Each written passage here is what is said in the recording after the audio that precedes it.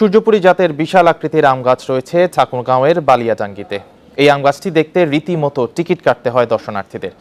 গাছটি ঘিরে ইতিমধ্যে এলাকার পরিচিতি ছড়িয়েছে দেশ বিদেশে।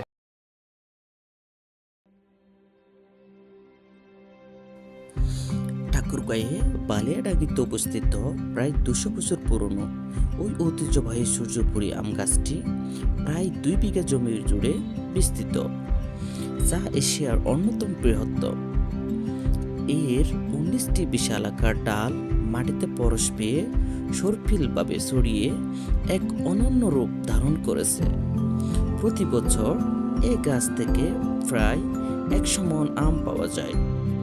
সাম্প্রতিক সুদূর কক্সবাজার থেকে আগত খালেদ, শাকিল, মিজান, সাদেক, তাসবি ও শাকিল নামের একদল যুবক প্রকৃতির এই বিস্ময়কর বিশালতা দেখতে ঠাকুরগাঁও আসেন এবং গাছটির সৌন্দর্যের মুগ্ধ হন।